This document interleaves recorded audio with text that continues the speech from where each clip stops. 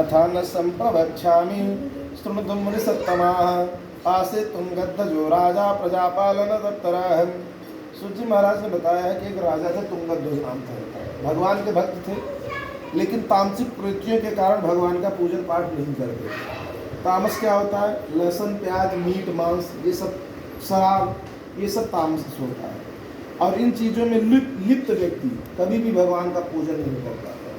इसीलिए कहा जाता है तामस से अपने आप को दूर रखना चाहिए। अब जैसे श्रावण चल रहा है ना, उधर लेखराज पे एक दुकान है जहाँ नॉनवेज मिलता है, देखा होगा। इस समय वो बंद चल रहा है क्योंकि सावन चल रहा है। अब मूर्खों को कौन समझाए कि मांस सावन में खाओ, नवरात्र में खाओ या किसी भी दिन खाओ, पाप उतना ही लगे। ठीक है, किसी जीव की हत्या करना ये सोच कर कि एकादशी है तो आज बकरा ना काटें, आज तृतीया है तो आज काट देते हैं।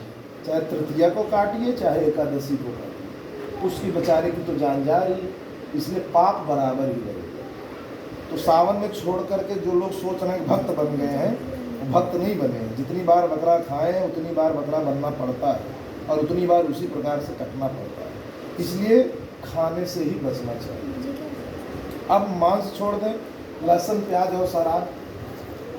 लहसुन प्याज खाना कोई पाप नहीं, लेकिन बुद्धि को ये उग्र रखता है, हमारी बुद्धि एकाग्र नहीं हो पाती है। इसीलिए कहा जाता है जो पूजा पाठ करने वाले हैं, संत सन्यासी हैं, वो लोग इन चीज़ों को नहीं खाते। तीसरी चीज़, लहसुन प्याज खाने से मुँह से दुर्गंध भी आती है, इसलिए भी मुँह से दुर्गंध आ रही देवी देवता के पास नहीं जाया जाता है। इसलिए जितना हो सके अपना भोजन सात्विक रखें, उतना ही अच्छा होता है। क्योंकि जैसा भोजन होगा वैसी ही बुद्धि होगी। उग्र भोजन होगा तो बुद्धि भी उग्र रहेगी, और शांत और सौम्य भोजन होगा तो हमारी बुद्धि भी शांत रहेगी। ये राजा जो थे इसी प्रकार से लिप्त रहते थे तामसिक चीज़ों में। तो एक दिन ये राजा जंगल में शिकार करने गए, वहाँ पर बहुत से पशुओं का शिकार किया, बड़े से पेड़ के नीचे आराम करने बैठ गए। इन्होंने देखा कि जंगल में रहने वाले ग्वाल बाल भगवान सत्यनारायण का पूजन कर रहे हैं, लेकिन दूर से भी भगवान को प्रणाम नहीं किया। यह आपको अवसर नहीं दिया गया है कि कभी मंदिर के सामने से गुजरिए तो भगवान को प्रणाम करिए या ना करिए। अगर नहीं कर रहे हैं तो यह दोष है, कर रहे हैं तो यह आपका दायित्व है। कोई फल की इच्छा नहीं रखनी चाहिए इसके लिए। जैसे कोई कहे कि माता पिता का सम्मान क्यों करें, अरे आपको जन्म देने वाले इसलिए आप उनका सम्मान करिए। वैसे ही इस सृष्टि पे आप सुरक्षित हैं, इसका अर्थ है कि भगवान ही आपको सुरक्षित रखें। बहुत से ऐसे लोग होते हैं जो सुबह घर से निकलते हैं, और कभी कभार कुछ ऐसे लोग भी होते हैं जो कि पहुंच नहीं पाते वापस। इसलिए अगर भगवान ने हमें इस प्रकार से सुरक्षित कर रखा है तो भगवान का धन्यवाद करते रहना चाहिए। हम लोग चारों ओर असुरक्षित हैं, सर के ऊपर छत है, बाहर निकल रहे हैं तो बिजली के खंभे हैं, तार है, पेड़ है, कुछ भी गिर सकता है हमारे ऊपर, लेकिन हम सुरक्षित हैं तो भगवान की कृपा है। इसलिए कभी भी मंदिर या देवालय के सामने से गुजरिए तो भगवान को प्रणाम जरूर करिए। लेकिन इस राजा ने प्रणाम नहीं किया।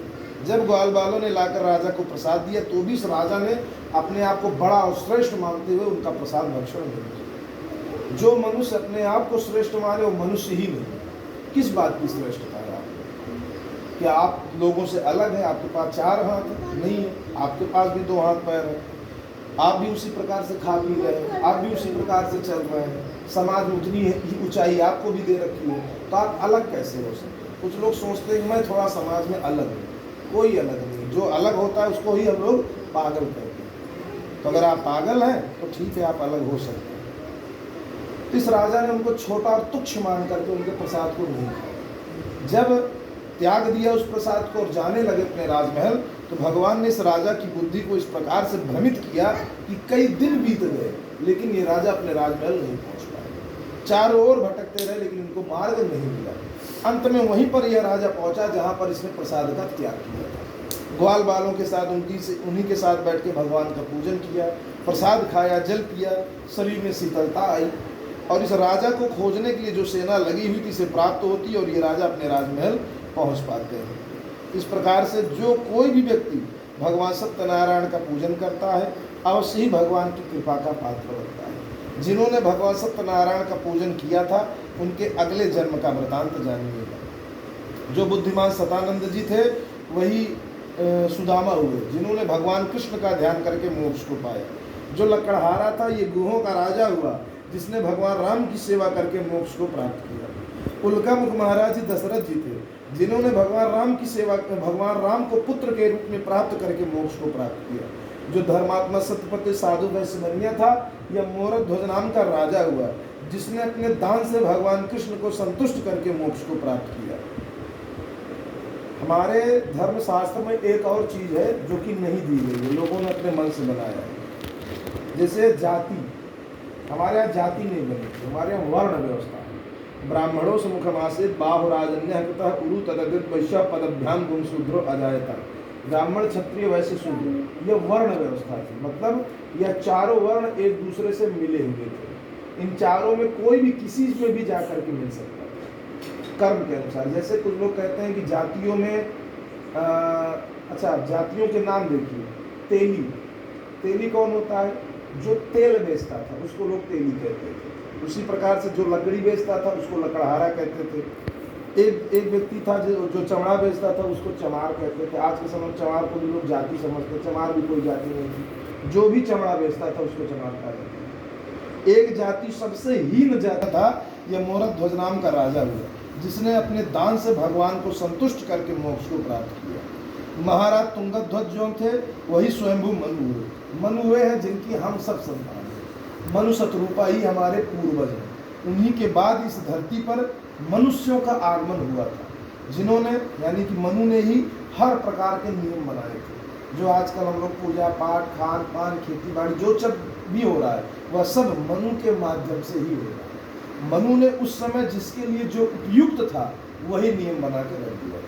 समय जलवायु परिवर्तन के साथ जो बदलना चाहिए वह बदलना भी चाहिए, लेकिन यह समझ लेना चाहिए किसी का विरोध करते समय उसने किस स्थिति में कोई नियम बनाया।